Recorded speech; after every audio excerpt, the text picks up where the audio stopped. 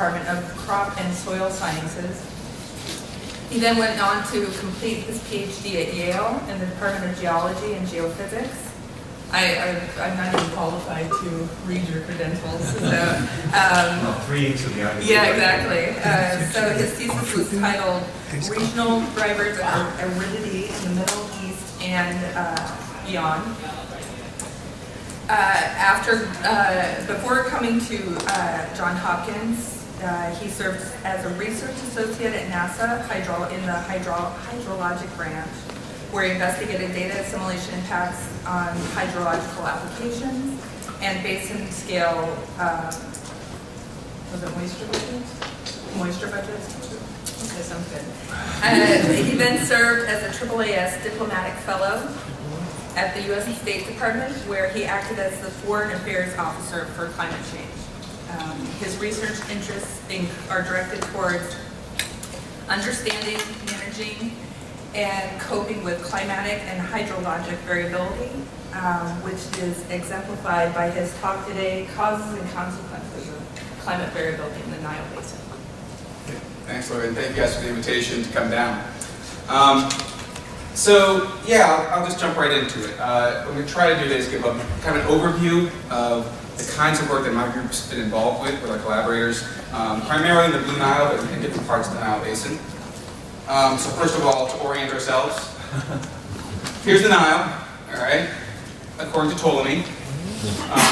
Ptolemy lived in Alexandria, right? So basically, you know, this was a while ago, but for a long, long time, Egyptians have been concerned about the Nile.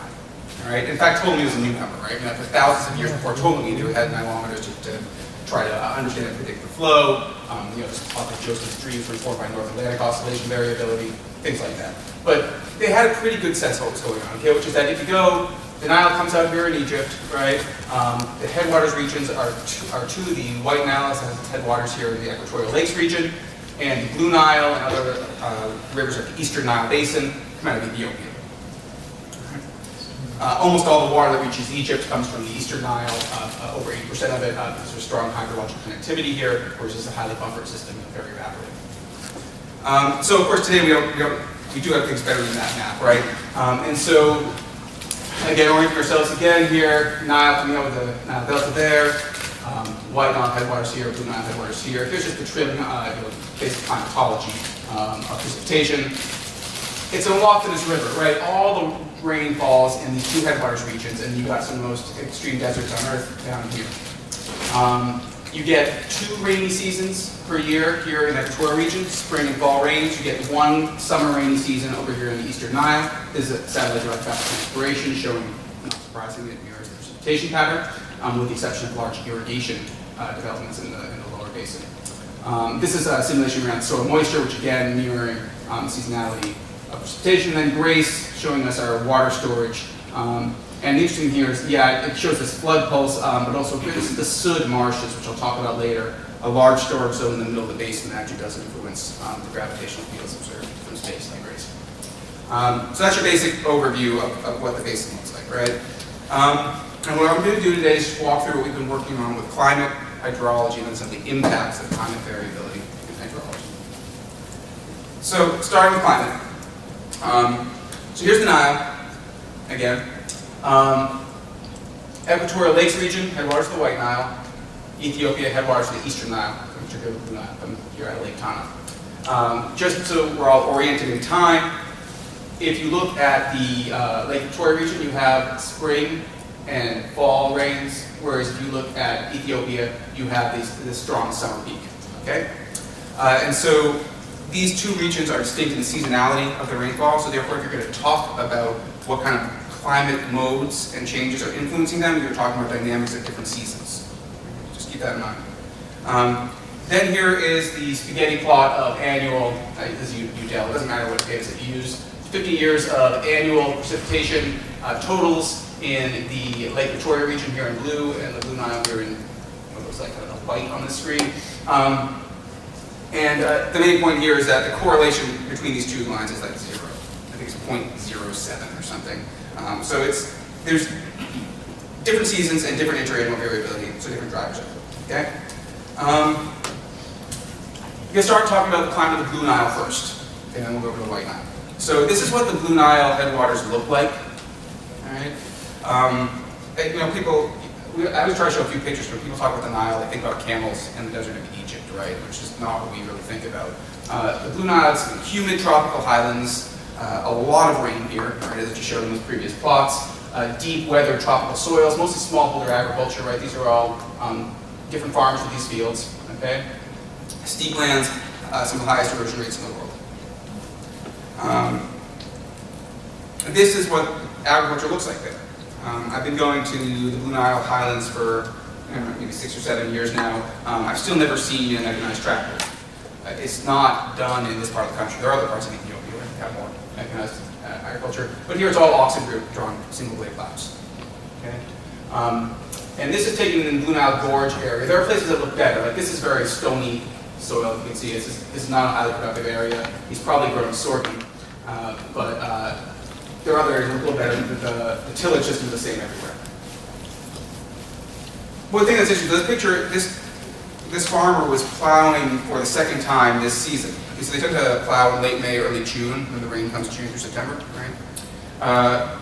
And he had to go out and replow, reseed, because the rains failed, the early rains had failed. Okay, so he had to go and do it again. And which was interesting in terms of thinking about what matters in terms of climate impacts there, right? The timing, as in many of these subsistence agricultural regions, the timing of the onset of the rains is critical. So, how do you think about this in relation to understanding the climate system? So, if you ask anybody what drives droughts, at least, or what drives precipitation variability in the Blue Nile, the answer is El Nino. And there's a good reason to think that. Here's what happened this year. So, sorry if you're not pointing with the geography, it's just the administrative boundaries. Here's Ethiopia. And so, this is falling in the eastern Blue Nile Basin here. Big drought this past year because of the El Nino that had developed this past summer. And if you compare that to what's happened over the composite El Nino years, it always is kind of droughty. Though there's some really interesting local variability. Local variability in this area is a beast to deal with. It's hard to say what's going on year to year at different weather stations.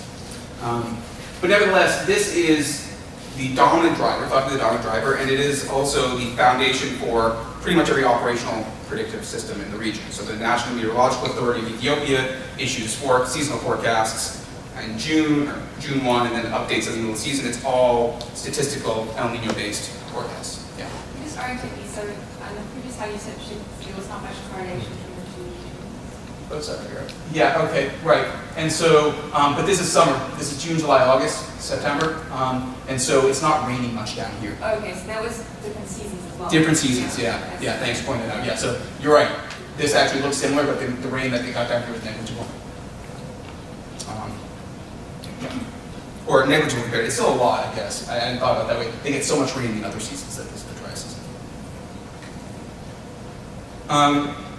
So I want just to interrogate this El Nino linkage a little bit. This area, also this is like classic plot by Sharon Nicholson. For anyone who's studied African climate at all has seen this plot. It's just the surface climatology, summertime winds, and surface pressure for Africa. Cartoon version. And what you see is in the Blue Nile headwaters like that. Okay? And so for this season, you have at least 3 air masses that are intersecting around this area. It's raining in the summertime in Ethiopia because the ITCZ is there, right? The Intertropical Convergence Zone has migrated north into Ethiopia. So this dotted line is the ITCZ. That's the primary driver, right? If you want to think about it as a driver. And that's going to be dividing these northerly winds that occasionally intrude coming down across the Mediterranean and Sahara from these southerly flows, one of which is a southwesterly flow, this, the Congo airstream coming in across the Congo Basin from the Gulf of Guinea. And then you also have your southwesterlies here coming in from the Indian Ocean. And this is called the Congo air boundary right here, and it runs right through our region. Okay, so at least from an air mass perspective, you've got a lot of different dynamics at play. And then we start thinking about what's actually driving variability. Again, El Nino's the first thing that everyone says, but a lot of studies have showed different kinds of connections. All right. So even though operationally we use El Nino today, the first teleconnection was identified by first modern teleconnection was identified by Sir Gilbert Walker, South Asian monsoon, right? And he associated straight South Asian monsoon with Nile river flows in Egypt. You get more flow out of the Nile and a strong South Asian monsoon. As we know now, that's almost all that rain, that water that comes to the Nile in Egypt came from Ethiopia. So it's because of interaction with the Nile Islands. And there are various mechanisms proposed for this. Everything from your simple stuff, saying, well, this is this low pressure center is strengthening inflow this way, and that some of that catches East Africa on the way, to some more sophisticated analysis having to do with wave rock wave generation off of the monsoon zone. Still an area of active research. Additionally, people have identified connections with the strength of the southern hemisphere subtropical highs, the St. Helena high and the Nocturne high. And so again, these are, all right, I did southern hemisphere. So this is a high pressure in the southern hemisphere. Great. And so it's going to go counterclockwise. There we go. Great. So it works.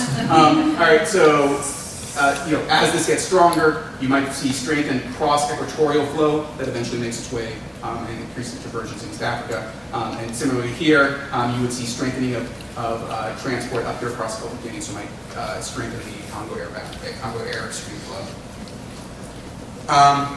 Others point to a more synoptic scale association, saying that the Arabian low, or perhaps the Arabian low in association with relatively high pressure over the Gulf of Guinea here, tropical Atlantic high, I'm calling it, that this might drive air across the continent. Okay, and this idea's been around for a while, that when you get low pressure here, you suck moist air all the way across.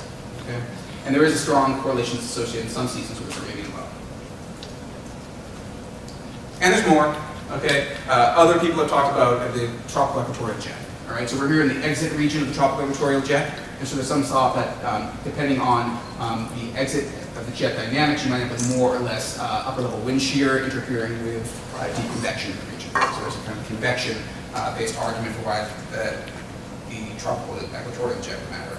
And then you're also in the area kind of the inflow region of the African Eastern region. Okay, so there's tropical equatorial jets up there at like 200, 250 hectopascals. African Easterly jet is down around 600, 650, right? Totally different thing. They're both easterly, but the East African highlands are critical for the African Easterly jet, right? And people think about hurricanes, whether like how the Easterly jet and the disturbance is associated with it. And there's some thought that the strength of this jet now cause effect problem because that influences Ethiopia or vice versa, but people have noted the association. Oh yeah, and then there's this. So this Mediterranean, or some people who do back trajectory analysis have suggested that there actually is significant inflow from the north. I don't know if you've seen that before. You probably haven't looked at this exact area. But there are papers out there saying, no, actually we get Mediterranean air coming in, and that there's a whole set of mid-latitude influences, in fact, that can be associated with that. Then there's done some, okay, El Nino in particular, this kind of temperature anomaly wedge in the Western Pacific associated with El Nino, which a lot of groups have used, like the famine early warning systems looked at this a lot, looking at transit variability in East African precipitation, including Blue Nile. And then there's this idea of like global tropics, okay, that maybe there's an association with stability patterns across the tropics, maybe associated with global warming. So all of these dynamics are at play, and so I think it's fair to say that just saying that we can do a statistical forecast based on El Nino is not satisfying or probably optimal from an operations perspective. That said, if you go ahead and do the simple thing and say, well, what is the correlation in my total seasonal rainfall, June to September, with sea surface temperature, in this case globally? Yeah, it pops out, right? You get a strong ENSO signal, right? Negative correlation, so El Nino associated with drought.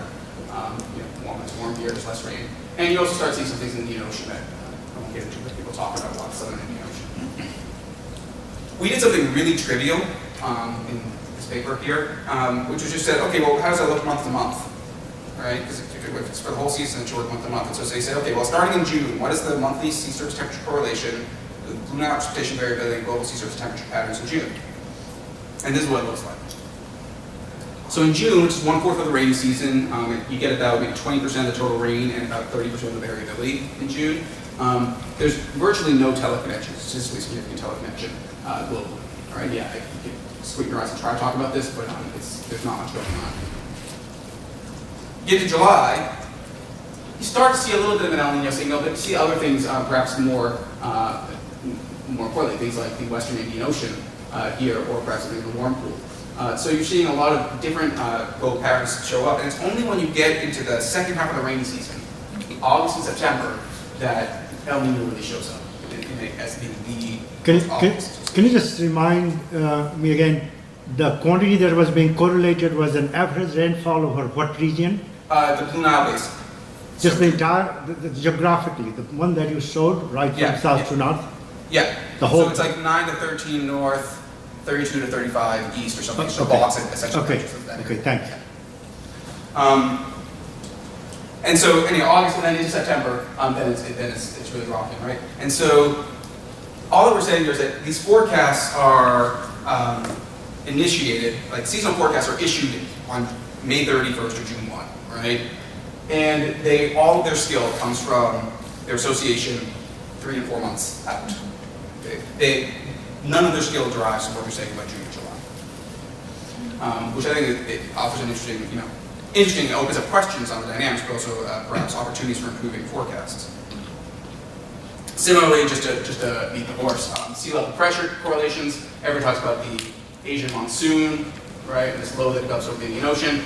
Granted, if you take the seasonal timescales, again, June to September, the sea level pressure, it pops right out. You'll see something going on in the Pacific. It's quite strong. If you go month by month, then in June, it looks like this. The only connection that we can find that's really convincing is actually the Atlantic Ocean. July, you start seeing actually warming. It was Arabian low.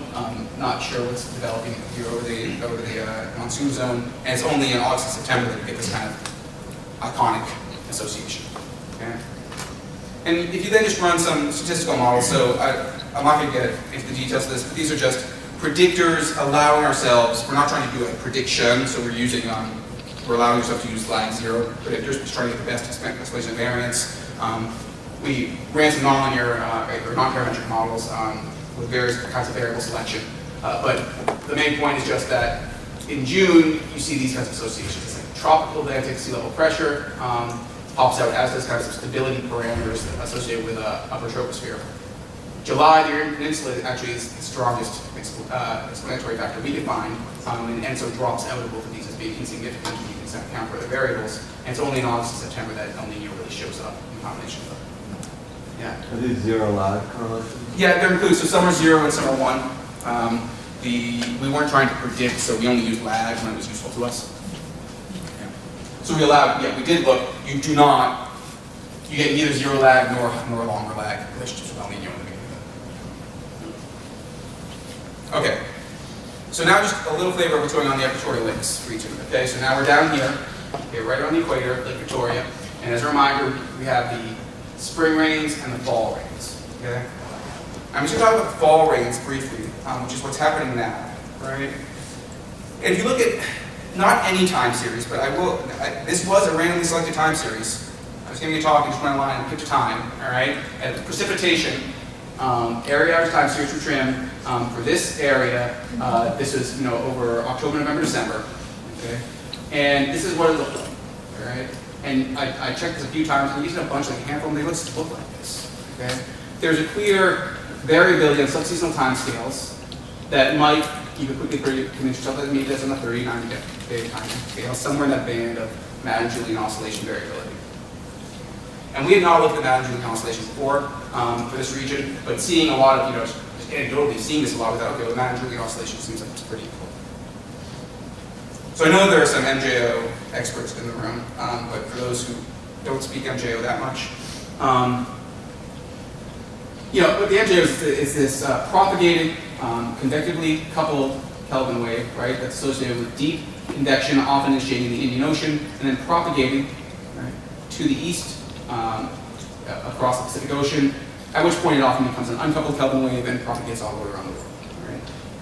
In the meantime, it is not only having these direct effects of the coupled core, it's also shooting up Rossby waves that have impacts of propagating westerly and propagating to mid-latitudes as well. So it's a big driver of variability in the tropics and also globally.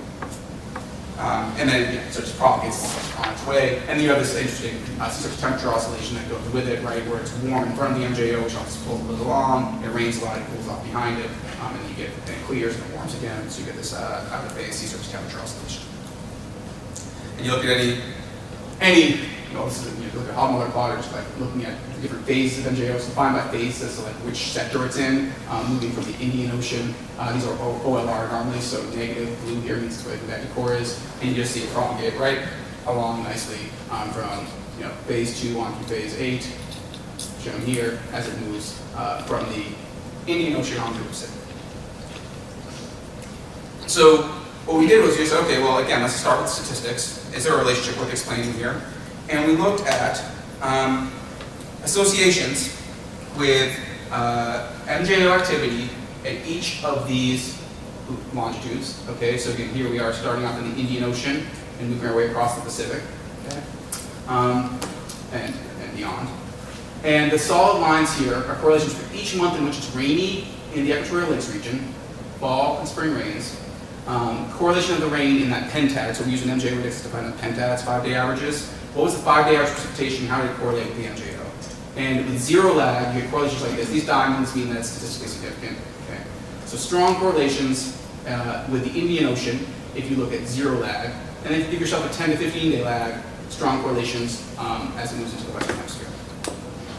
So this is interesting because it gives, we want to look at this for kind of a mechanism of direct association. This is kind of intriguing from a predictability perspective, right? Because MJO now, dynamical models, the European dynamical model has pretty good scale on a 4-week lead.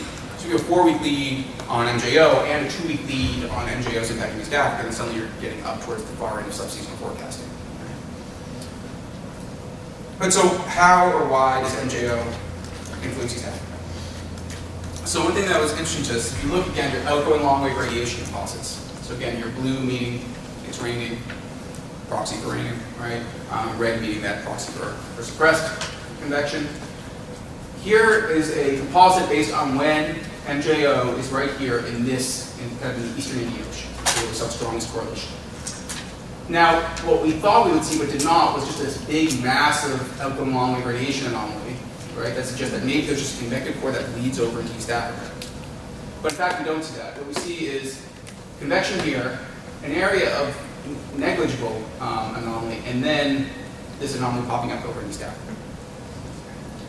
Same thing for the alpha phase. So our argument here, our thought is going in saying, well, maybe we need to explain this somehow, because it's not just saying, oh, it's the MJO raining on East Africa. In fact, it's not the MJO raining on East Africa. It's MJO influencing some circulation, almost like your stability condition, that then pops up and influences East Africa. And we have a paper on this that I won't walk through all of the details on, because there's only so many OLR plots that I really want to show right now.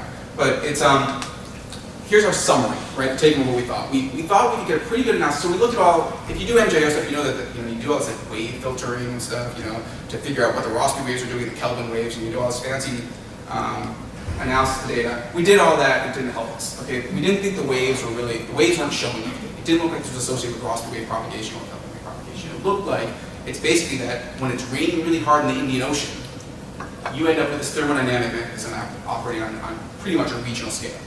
And what this looks like is this, that you end up with, when the MJO is really active, you get, of course, this condensational warming going on, right?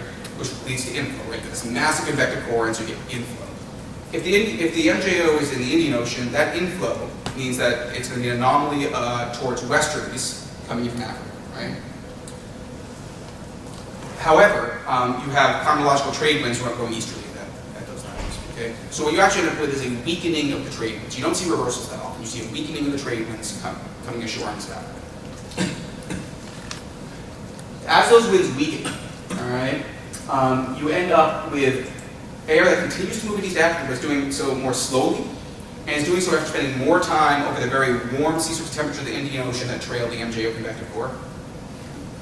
And so these winds come in loaded with moisture and energy. You have this influx of moist static energy. That was the largest anomaly we saw, coming in the lower troposphere. All right? So these low-level winds coming into East Africa with enhanced moist static energy that leads to enhanced convective potential, and then that becomes associated with increasing precipitation. So that's our thermodynamic mechanism. There is another mechanism that seems to be at play. Both of them work in the short range and the long range. It seems to be only thermodynamics. In the short range, the October to December range, is also a convergence mechanism. So same idea, all right? That the MJO is this warming, low sea level pressure inflow, weakens these easterly winds, okay? And you actually can get sometimes an intrusion of the westerlies coming in from the Congo airstream into the area. And so then you end up with an intrusion of those winds, but whether they intrude or not, you end up with more convergence going on as easterlies and westerlies crash together over East Africa, okay? So then you have this convergence mechanism. So between those two, in the diagnostic analysis and some basic models that we ran using the regional pilot model, it seems that you can kind of explain the subseasonal variability that we observed. The last thing I'm going to talk about present day climate. And we're chatting about this a little bit at lunch, and I would love help in thinking about this, because this is one of those things where you say in prep and it's a total lie. It was in prep, and to say how it was so good, he got a job and left. And so, so I'm not sure where this stands right now, but I think it's useful. And so it looks like El Nino enhances the Indian Ocean phases of MJO. That's not, you don't have to believe me, I believe literature, right? So when you have an El Nino, right, and you decrease your Pacific sea surface temperature gradient, there are reasons to believe that that will cause El Nino to be, cause MJO to propagate more slowly across the Indian Ocean and maybe faster across the Pacific Ocean. Okay? And there are other people that are written about that. What we noticed, though, was that it also looks like MJO is the mechanism that's communicating in East Africa. So El Nino influences East Africa. Yeah, everyone says that it's true, they're not wrong. There's not consensus on the mechanism through which that happens. Okay? And so again, just diagnostics here. But if you look at phases, so this like would be phase 2 and phase 3 on your CDC MJO index, all right? But however you want to find it, you can do it with any index you want to. When the MJO is in the Indian Ocean sector, and there's an El Nino, that happens a lot. So these are the number of days over, I think it's like a 30-year period using the analysis data, right? And so it's about 30 years, and there's a number of days in the short rainy season between October and December. You see a lot of these days, and they end up with an outgoing long-wave radiation anomaly that is quite negative. You see that a strong impact on East African precipitation. Okay? Same thing when you're in La Nina, and it's the opposite, but interestingly, it's not linearly opposite, right? That when you have a La Nina in the Indian Ocean MJO, it doesn't really, the MJO is doing fine over here in the Indian Ocean, but it doesn't seem to affect East Africa that much. When you have an Indian Ocean MJO in neutral ENSO conditions, again, some connection, but not as strong as when it is in El Nino. And then you can do the flip of this and say, okay, what if I have an El Nino, but it's a year where there just isn't much MJO activity? El Nino has no significant impact on outgoing long-wave radiation in East Africa. And with La Nina in a non-MJO, similarly, okay? And so the idea that El Nino is causing floods in East Africa seems to us to be necessarily mediated by, or is associated with, some kind of MJO process. Because if you don't have an MJO, El Nino is not going to cause the flood over there. And so right now it's interesting. And we need to think about flavors of El Nino, and we're limited by the observational record and the modeling tools we have in our group. But like right now, it's a really strong El Nino, as we know. It's the middle of the rainy season here in Lake Victoria. I'm going there next week, and I'm thinking, wow, I should really check out what the MJO activity is this week, right? Because that should pretty much tell me whether I expect that it's going to be really, really rainy. And I think that the statistics hold that up. Okay, so now just a couple words on climate change, because that's what we do. That's what people do in talks like this. So climate change, if you look at the equatorial lakes region, spring rains. I'm just going to flip through 3 plots and look. They all look like this. They're all there. The point is, here are 10 randomly selected CMIP5 members. I can show you more, but then it's hard to read. Percent predicted change middle and late 21st century in equatorial lake spring rains. And what you see is not much change in the middle century, increase in the end of the century, but a lot of spread. Okay? Now there might be good reason mechanistic. I kind of believe this ensemble mean just in my gut because it's equatorial region, first order prediction of climate change would be for an increase. Okay? But if you don't want to think about gut instinct, you just look at what the models are saying, there's still quite a bit of spread here. Similarly, if you look at short rains, at the fall rains, not much happening in the middle century, slight increase and then the one I want to talk a little about, the Blue Nile highlands, so the over Ethiopia, not much change, and then increase of 7 or 8%, okay, with a huge spread. Now, the reason that I care about this is because if you read a lot of reports on Blue Nile future climate, it says that precipitation will increase by 5 to 10%. And so that the idea being like, hey, that's a good thing if you're thinking about transboundary water issues and Egypt happy, right? However, two things. First of all, that doesn't account for increased evaporation. So in fact, even these projections of increased rain don't increase runoff into the Nile. But moreover, this spread, I mean, it can be anything from negative 20 something to positive 50 something. And as we all know, this is only a subset. This does not capture the full uncertainty, right? This is just some selections of models. I did multiple ensemble membership and made it available on the SEMA 5 archive, but some of them we only had one ensemble member, right? So that's all we had. And so we said to ourselves, no problem, we are scientists, we will narrow down the range of uncertainty, right? And this is what another thing that people do. And anyone who plays these games knows that model selection is incredibly difficult, right? Models that are good at one thing or bad at the other.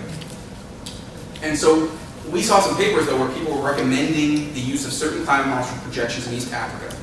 And we took issue with that because they were doing it based on historical statistics. So they basically said, hey, look, you gotta look at all these different selection criteria. This is what we did.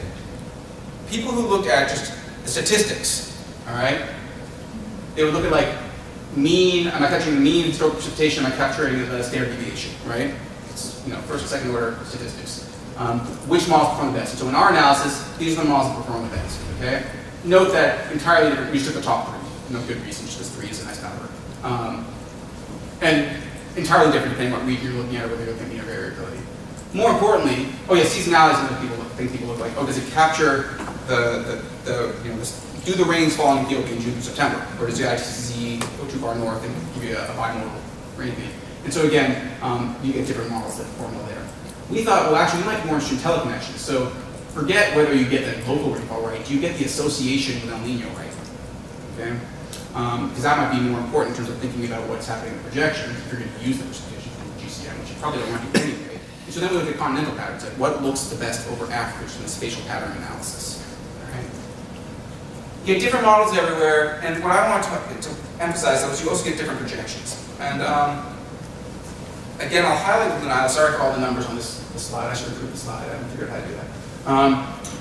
If you look at the Blue Nile highlands in June through September, percent change projection. Again, this is your all CMEP ensemble average. Just showing an 8% increase in rainfall, okay, during the rainy season. If you take any selection criteria at all, anything, you don't get that. All right. In fact, you end up with decreases in the mid-century, and then kind of nothing going on in the late century. Right. And so, these are bold means that all the models listed here agreed on the direction of change. Otherwise, even with these 2 or 3 disagree on the direction of change. So basically, our take home is like we can't help you narrow the range, but we can tell you that that at least in this region, the ensemble average seems to be being held up by a lot of models that don't make a cut according to any criteria we can think of. All right, so they are not realistically presenting the statistics of rainfall, teleconnections to rainfall, or the continental circulation patterns of that. And yet that's what's holding up the 8%. And so we don't have a solid recommendation. I'm going to say, well, you got to think hard about using that ensemble maybe. And also, you should think pretty hard about whether just using statistics, which others have recommended, is the right way to think about your models, or whether you want to be creative and use, circulation patterns, some other models, and statistical associations. Okay. So that's on climate. Moving on to a little bit of hydrology in the Nile, since that's something people care about. So again, here we are. 11 countries share the Nile Basin. You can't talk about hydrology in the Nile without talking about the politics of the Nile. And I think I point out features often enough. Just point out, here's the Sud, which I briefly mentioned earlier, one of the largest wetlands in the world. Okay, it's right here, and half of all the water that flows into the Nile, that flows in from the south, evaporates before it makes it out. Okay, well, a lot more than half, but the mass balance is that it's 30 billion cubic meters per year in 15 out. Okay, and so you've got a lot of countries in here, and then you can go on and say like how many of them. 7 of the 11 have been at war with themselves or each other in the past 20 years, etc. There's alarming statistics people like to talk about as to why we worry about this place. It's also been really busy in terms of development. Okay, so, like so. This is a selection of major water engineering projects in the basin. And it basically goes south to north, right? And so a lot of this is the British. And so the British got a lot of this going, right? All the early dams and diversions in the Nile Valley of Egypt, culminating in, again, this came later, but the Osman Dam, which was planned many years before, is actually put into effect here, okay? Then you got Lake Nasser behind it. Sudan, similarly, under the British colonial rule, did some dams here and had one of the largest irrigation zones in the world. The Jazeera irrigation was at the time the largest irrigation development in the world, according to most analyses. It still was pretty big. And then you had the Owen Falls Dam. This is an interesting one, right? This went up in 1954 at the outlet to Lake Victoria. Egypt has had an engineer station there 24/7, 365, ever since the day it opened. It's been pretty much demonstrated that the outflow from the Owens Falls Dam is entirely uncorrelated with the amount of water that reaches Egypt. It makes no difference to Egypt how much water comes out of that dam. Again, because it has to flow out of there through Lake Albert, Lake Yokin, the Sud, and through Sudan, so it's just so buffered. It doesn't have any impact. And then Ethiopia started the game very recently. Okay, so you have Tana Bellison, it's a World Bank project. And the big one is the Grand Ethiopian Renaissance Dam, which maybe some of you have heard about in the news. This is the one that was announced the day after Mubarak fell from power in Egypt. Okay, Prime Minister Meles of Ethiopia showed up at the dam site, made a big announcement, and it turned out that construction had been going on the dam site for probably close to 2 years. And he waited until Mubarak fell to announce it because Mubarak really said he'd bomb that dam. And so, which raises all kinds of interesting questions, like, really? No one knew that they'd been building this dam for 2 years? That dam site was identified in the 1950s US Bureau of Reclamation study, right? Like, people had been talking about building a dam there for half a century. And it was the existential threat that Egypt hated most. It's like a few kilometers from the Sudanese border.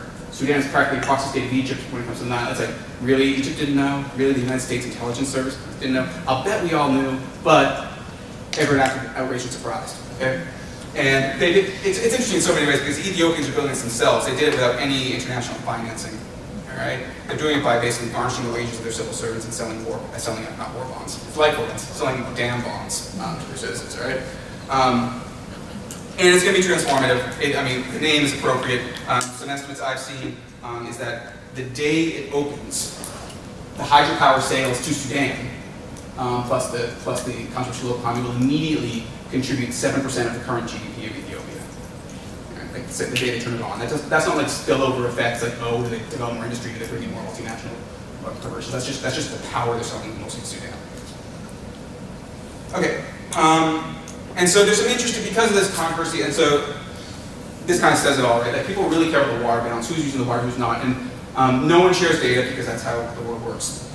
And so one thing that would be really interesting to think about is like, what can we do from satellite? Okay? And so we've done some work on this, trying to figure out where do we stand. And this is the kind of thing, again, that's really trivial. It sounds really trivial if you're my father-in-law. And people who don't do satellite-based water balance, it's like, what? You don't know how much it's raining? You don't know how much it's evaporating? Like, don't we know that about the planet? We don't. But what we're interested to see was, okay, if we take trim precipitation, since this is an old graph, we now use CHIRPS, a newer product that's a little bit better, we think. Alexi, which is the USDA, Martha Anderson's evapotranspiration estimate, pretty simple lake evaporation model. GRACE for our change in storage, all right? And then we look at the change in precipitation minus evapotranspiration compared to GRACE. So the dashed black line versus the X's, and it lines up, if you don't stare at it too long, it lines up really well. If you stare at it too long, then I've got more to explain. But it looks, more or less catches it in both of the headwaters regions. And so that felt pretty good because basically we were like, wow, we can actually close the water balance of the Nile Basin from space. Because in these estimates of, for example, what's happening in both headwaters regions, what's happening in the lower Nile, which is politically correct speak for Egypt irrigation, right? According to the 1959 Nile Waters Agreement, which is in its own ways, Egypt gets 55 billion cubic meters per year. According to our analysis, evaporative loss was 47.5 out of Egypt. That's actually low compared to, a lot of people claim that Egypt is using way more than their allowance. At least on field, we think that they're actually within it, but we could be wrong. And then the Sud, and so what are we losing out of the Sud? 24 billion cubic meters, so that's a big deal. This is the kind of thing that people in Egypt look at and they're like, wait a second, what's going on? Can't we do something about it? And then if you look at the entire Nile Basin, I include this only because we got lucky. The last World Bank report I said that the current outflow of the Nile, naturally it should be like 90 billion cubic meters per year. The current outflow is World Bank's was 13, we got 13.5. Our error bars are huge, like we just got lucky. We could just easily end up with -10, all right? But I wouldn't have put it on there if we went with -10. But we can't with 13.5, all right? So the Sud, though. So the Sud is yet another, I would argue, really interesting place in the Nile. So White Nile flowing in here from Uganda, up through the Sud, this is the Sud, and then out this way, and then up into Sudan, okay? This is all South Sudan now. It is a pretty remarkable place. This is kind of what it looks like during the flood season. People build their homes in these, it's really flat, so you just have a small rise where you have your hut and keep your cattle up there when you have to, and then it all floods, okay? Another thing is, as I mentioned, Egypt has been interested in this place for a long time because if you could build a canal, it's called the Jonglei Canal, that would take the water out before it got into the Sud and redeliver it up here, you could save a lot of water, all right, in Western water speed, right? Because that water is now saved for use by downstream users. This almost happened. This is a German excavator that's still sitting in South Sudan. Essentially, this was their construction in the 1970s, and then when the first civil war broke out in Sudan, South Sudan was then Sudan, they just left. They were probably 90% of the way to building this thing. And actually, I think, unfortunately, yeah, I can say that. I don't know how good the lighting is, but if you see this linear feature, it's there. It's a scar on the landscape. Okay? It's just never finished. So it's not science fiction. And they think they could get 4 or 5 billion cubic meters per year on up north into those dry regions that are so thirsty for it if you draw 20 million cubic meters per day out up here. It's complicated. You would need to have a dam up here in Ugandan territory to help you do that, but it's doable. And there's a lot of discussion between the Morsi government in Egypt and South Sudan before both collapsed, where it's reasonably talks about this. So, needless to say, well, not needless to say, I don't send my graduate students there. That's a place that it's not good to work right now, right?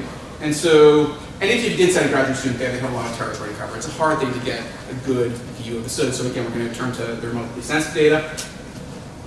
These are synthetic aperture radar returns.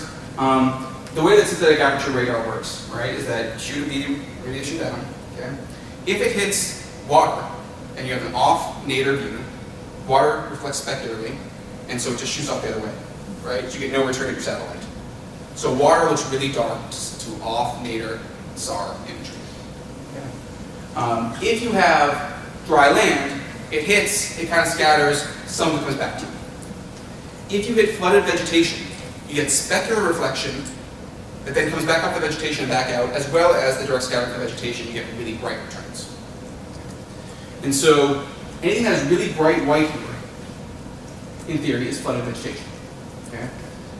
Anything that's really dark, there are really tiny pools here, those are like the open pools of water in the Sud. Okay? And in the dry season versus the wet season, the Sud expands by about 3 times between the wet and dry season. This red is just showing some highland area here that we don't expect to flood. The black is just a rough outline of what we don't define as the Sud.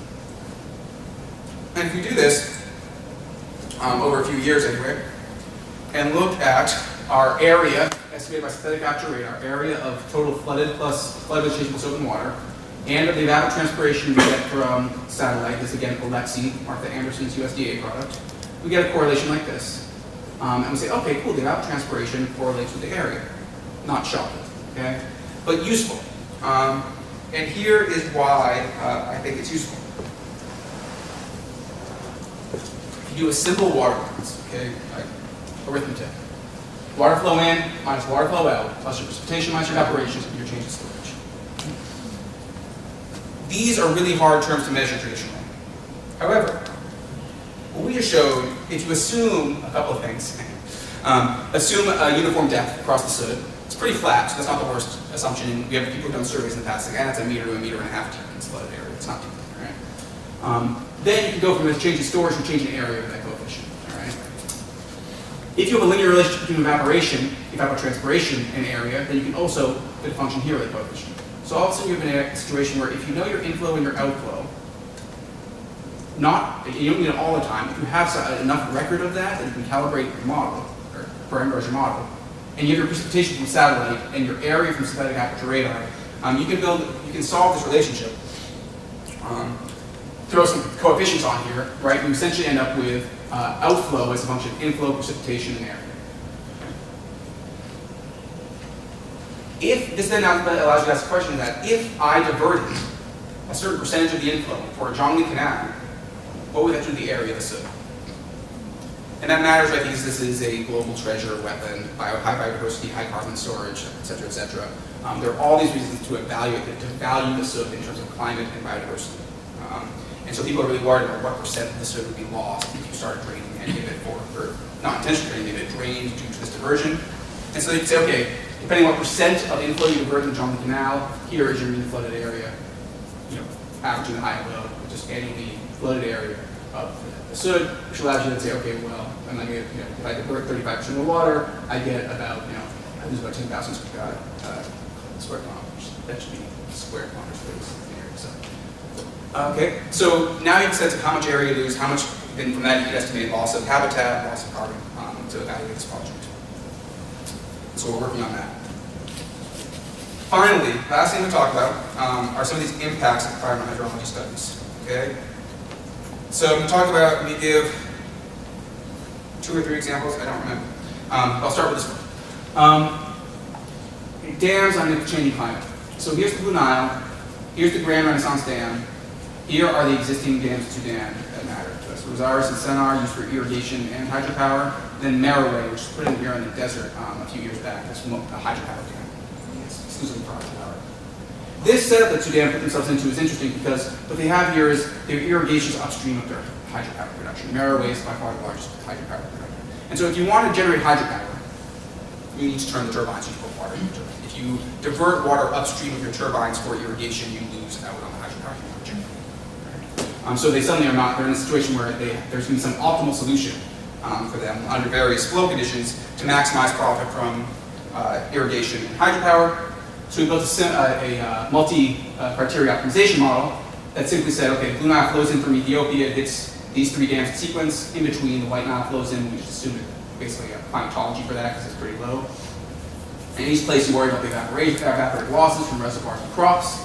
And then you associate some value. And this is where it gets a little fishy, but you say, okay, how much money do I make out of every drop of water I use in irrigation in Sudan? Okay, so it's kind of assumptions of profitability in irrigation. And hydropower, a little simpler, we know that they're generating cost is 12 cents per kilowatt hour. Okay, so you throw that on how much you make, when you generate hydropower.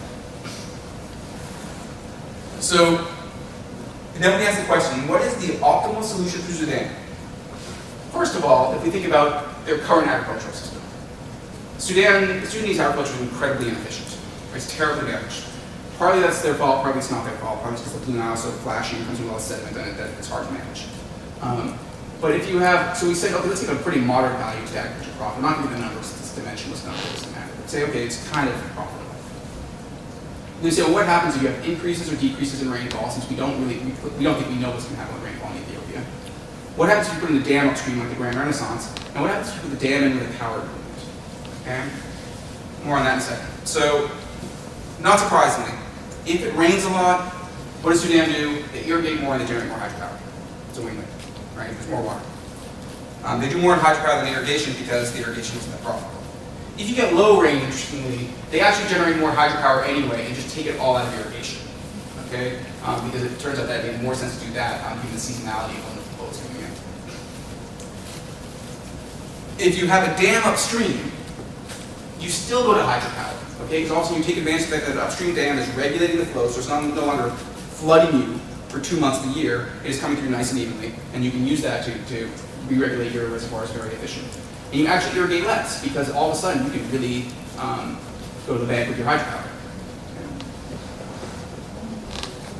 However, if you have a dam and a power sharing agreement, which is what actually is happening, the Grand Renaissance Dam is expected to produce electricity at 6 cents per kilowatt hour, costs Sudan 12 cents per kilowatt hour to produce it. So they already have a big power purchasing agreement where Ethiopia is going to be sending the power to Khartoum at 6 cents per kilowatt hour. Sudan's going to use that themselves. They also have set up power lines to Eritrea, since Ethiopia and Eritrea don't talk to each other, and are reselling Ethiopian power to Eritrea at a 3 cent profit. Pretty nice. So they're making a lot of money through that power purchasing. Once you do that, well, it doesn't make any sense to generate hydropower, so suddenly you irrigate more. Okay, so that's kind of interesting. Now, what happens if they actually modernize their agricultural system? Then, similar responses, but if you look at it for a little while, irrigation is more favored. So all of a sudden, your favorite irrigation, whenever there's a dam upstream, you really go for irrigation, you got dam power sharing, okay? It had to happen. I mean, we said it's higher profit, right? We did that way. So profit levels are what you expect in a more, not quite developed world, but you do that. The reason that we care about this is that these scenarios, and actually this one as well, quickly push Sudan up against the 1959 Nile water sharing agreement. The agreement of the Blue Nile, the agreement of the Nile, the Nile water sharing agreement was a problem because it was just Sudan and Egypt that signed it. They didn't invite any of the upstream countries, and then they divided the waters of the Nile between the two. So the upstream countries have never accepted. Sudan, however, has always accepted. Egypt gets 55, Sudan gets 18.5 billion cubic meters per year, and 10 evaporate per miles around. And so that's all great, and Sudan has never reached their allocation. They just haven't gotten it together to use the full 18.5. They're probably using 13 or 14 today. All of a sudden, that treaty becomes a huge economic drag on Sudan. So the political narrative here is that it's Egypt versus Ethiopia. And then the answer that the peacemakers of the world say, like the World Bank's like, don't worry about Egypt. Ethiopia's got no reason to keep that water, because they're not in a good irrigation zone and they make so much money on hydropower, they're always going to turn the turbines. And that's probably right. But in between Ethiopia and Egypt lies Sudan, which has the geography of an infinite fertile plain that lacks only water. And so, if Sudan decides in their interest to break out of that treaty, then Egypt, all of a sudden, like Egypt does have reason to worry. So Egypt has a reason to worry about the Ethiopian Grand Renaissance Dam, not because of Ethiopia, but because of Sudan. And I think people know that, but people don't talk about it. Last point, I know I'm running out of time here. Back up in the highlands of the Blue Nile, so that's kind of like our basin scale application. We're also trying to work with, on the village level, so those photos I showed of the people plowing with oxen. Collaborators of ours at Addis Ababa University and Deborah Marcus University in Ethiopia, they have set up these climate innovation platforms in villages across the Blue Nile headwaters to work on climate resilient agricultural solutions. Discount rate for a smaller Ethiopian farmer is about 100%. Right? Like if the crops fail next year, I'm screwed, so don't talk to me about climate in 30 years. We're mostly talking about year-to-year variability here. And so we're working with them on trying to identify solutions to kind of a mixed model, bottom up and that the farmers contribute, but top down and the agronomic experts from Addis Ababa University and Extension Services come in to provide menus of options for them to choose between. Our job is to go over there and do some monitoring, map out the different agro ecosystems, figure out what places might be different. It's steep terrain, very diverse. And the cool thing that I'm excited about right now is we have partnered with, or leveraged a project with the Gates Foundation that was actually originally designed to look at maternal health. But we have all these, I don't know if there's social scientists in the world. Anyone here ever have to deal with IRB? Institutional Review Board? All right, I'm with my people. I hate it. So this is like that Institutional Review Board, anytime you have human subjects research, you have to jump through a lot of hoops, okay, before you use this data. It's a real big deal in medicine and social sciences. And so for me, when I start working on applications, something I do IRB research. I mean, I don't even want to get out of bed in the morning when I deal with that. But other people deal with it, and the Gates Foundation helped get local women from all these villages, from these regions all over Ethiopia, are already trained and IRB certified to use mobile devices to issue surveys at household level. And so we said, great, you're asking about maternal health and sexually transmitted diseases. Could you come over here for a little while and ask people about their climate vulnerability? And so now we've got massive, this should take us forever. Like we budgeted like all the translation and paper and all that stuff, you know. Now it's like these already trained people show up on the local bus and go out there and do it, up to top-notch standards. And so we're now understanding the vulnerability patterns at village scale a little better. And the way we're doing this, these are some of the villages we're targeting, all right? Across this, the Choke Mountain, which is the Blue Nile comes around here. There's a big mountain in the middle of Choke. It's the headwaters of most of the rivers that flow into the Blue Nile. We've identified, through satellite analysis, 5 different agro-ecosystems that are agriculturally active, 6 is forested area. And so we have these innovation platforms and then control villages that are not participating in these discussions in each agro-ecosystem and trying to look at what kinds of adaptation options exist and what's favored by the farmers. We probably won't get to outcomes because it's going to take years, but we're going to at least get perception of outcomes and perhaps the idea here is to influence investment. Okay, so that was the full story. Climate on through impacts, that's what we're doing. And right now, what we're working on these days is trying to enhance and expand this climate smart villages model. So we're doing this first initial surveying, but really trying to get towards the actual resilience building interventions is what we really want to get to. talk about the MJO and about complaining about how people just use El Nino. I haven't actually shown you that we can do better on a forecast, nor have I actually shown you that we can actually add value to projections. I've just told you what's wrong. So we're working on it. And finally, what we're trying to do here is what we're calling this human-centered approach to assessing risks and opportunities. So taking that top-down optimization approach that we had, which was not human-centric, that was like economic-centric, and the climate smart villages, and trying to get more into a social ecological modeling system that accounts for multiple objectives across scales. And those kinds of things are almost always necessarily semi-quantitative, but they've been shown to yield pretty interesting results when you look at systems like disease and food security, and I'd like to use them here for climate adaptation. And so, thank you.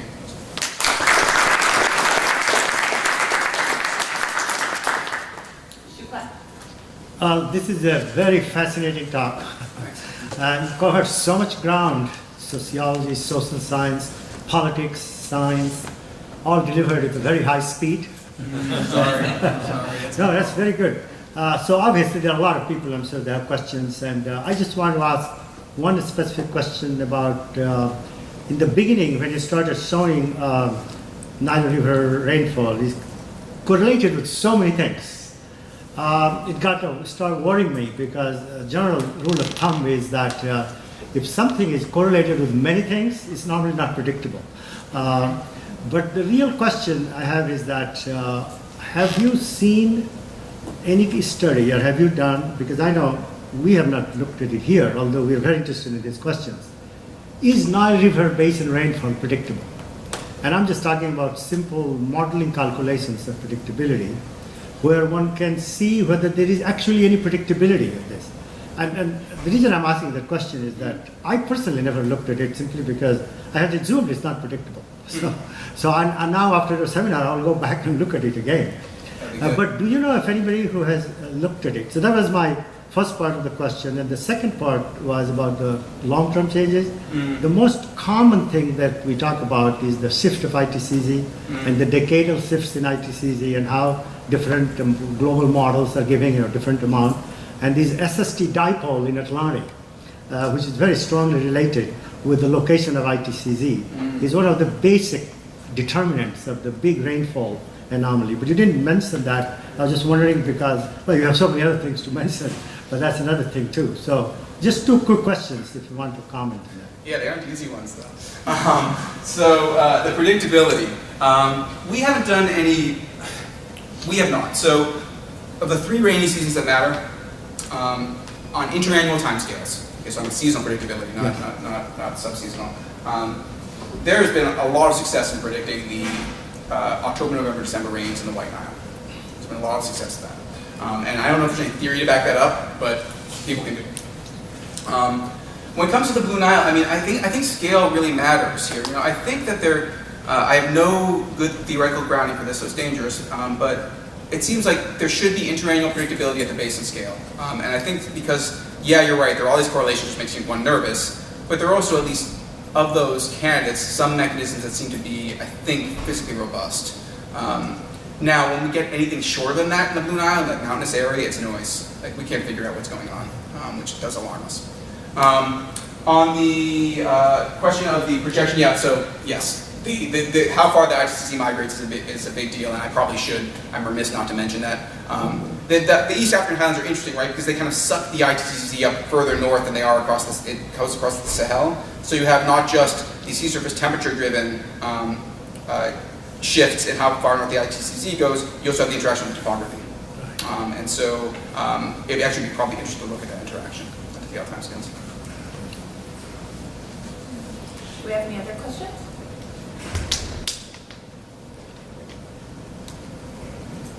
Well, if nobody has, you can have another one too.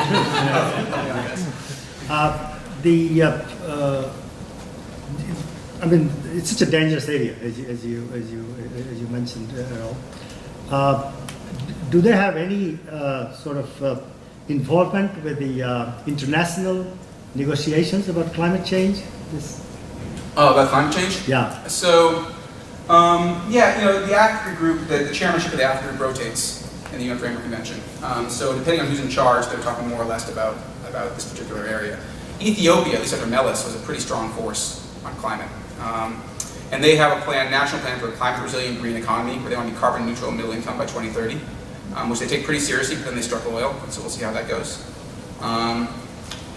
So they talk about it a lot, and I think as anyone knows who does work, particularly in agricultural systems in the developing world, awareness of climate change is huge. Okay. You know, And just the last piece. Yeah. What kind of academic infrastructure exists for climate research in this area? I know a little bit about Egypt, but I'm talking about the other, Ethiopia, Sudan. What? well, there's a great diaspora. Within institutions within the country, there's some excellent agronomists, social scientists, soil scientists, ecologists. I would say that most of the physical climatologists, oceanographers I've worked with, tend not to spend their entire careers in those countries. They move. And so that's a real problem. There are venerable institutions, but I think people with those kinds of skills often find opportunities elsewhere. I have a quick question regarding your human subject-based research. So what sort of questions are you asking them when you're sending trainers? So a lot of this is basic. So we have big statistical data sets on yield, but then we'll check at the household level by yield recollection, things like that. How much hunger do they experience? Basic inventories of research. Some of it's really just straightforward. So it's perceived, it's what they perceive the climate change impact on their... Yeah. And we have separately we have agronometers where we go out and measure yields and look at the varied index, but that's small check. Yeah. Do we have any other questions? Let's thank our speaker again.